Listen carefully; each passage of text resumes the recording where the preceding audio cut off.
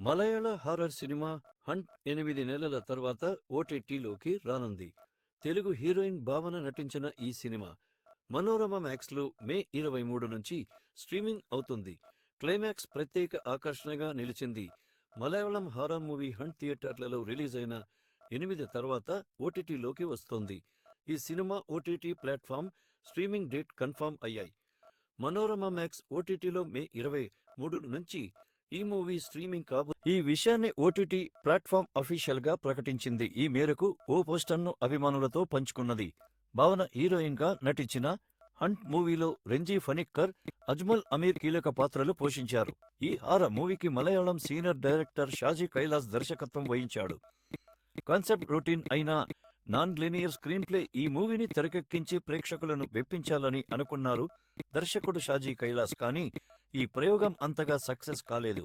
ఎంట్రోగం అంతనా కానీ ట్విస్ట్తో పాటు climax episode మాత్రం బాగుందనే కామెంట్స్ వచ్చాయి. సిల్వర్ స్క్రీన్ పై ఇదివరకు చూడని క్లైమాక్స్ అంటూ ఆడియన్స్ నుంచి కామెంట్స్ వినిపించాయి. భావన యాక్టింగ్ కు ప్రశంసలు వచ్చాయి. గత ఏడాది ఆగస్టులో హంట్ మూవీ థియేటర్లలో రిలీజ్ అయింది. బాక్సాఫీస్ వద్ద బాక్సాఫీస్ వద్ద యావరేజ్ గా నిలిచింది. కీర్తి ఫోరెన్సిక్ స్టూడెంట్, పోలీసులకు ఆమె మరణానికి కీర్తి బాస్ కు సంబంధం ఏమిటి? సారా ఆత్మ కీర్తి వెంట పడటానికి కారణం ఏమిటి? సారా మరణం గురించి కీర్తికి ఎలాంటి నిజాలు తెలిసాయి అన్నదే హంట్ మూవీ కథ. గతంలో భావన, షాజీ కైలాస్ కామలో వచ్చిన చింతామణి కోలా కేస్ పెద్ద హిట్ అయ్యింది. దాదాపు 18 ఏళ్ల గ్యాప్ తర్వాత వీరిద్దరూ కలిసి హంట్ మూవీ చేశారు.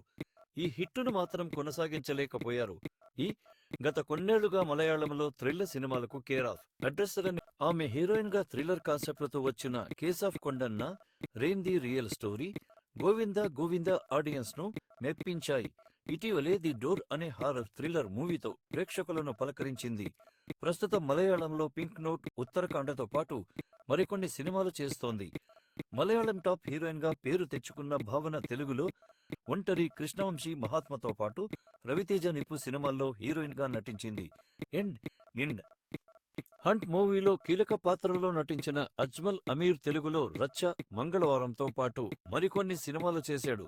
మొత్తం మీద హంట్ సినిమా క్లైమాక్స్ ప్రేక్షకులను ఆకట్టుకున్నప్పటికీ బాక్సాఫీస్ వద్ద అంతగా ఆకట్టుకోలేదు.